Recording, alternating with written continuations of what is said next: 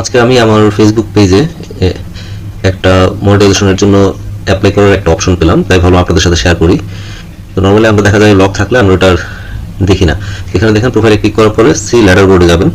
C ladder বোর্ডে গেলে এখানে দেখেন নিচের দিকে মনিটাইজেশন অপশন আছে, এখানে যাবেন। এখানে মনিটাইজেশন অপশনে গেলে দেখেন এখানে আমার স্টার্সটা এনেবল করা আছে, অনেকের এটা নাও থাকতে পারে। তো যদি না থাকে তাহলে এটাও লক অবস্থায় থাকবে, সবগুলো চেক করবেন। এখানে দেখেন অ্যাডসন রিলসে গেলাম, এখানে দেখেন এখানে বলতেছে আই এম ইন্টারেস্টেড একটা অপশন দিয়েছে। নর্মালি এখানে কিন্তু লার্ন মোর একটা অপশন শুধু থাকে। তো আই এম ইন্টারেস্টেড গেলে এখানে বলতেছে কেন তুমি ইন্টারেস্টেড এটা লিখো।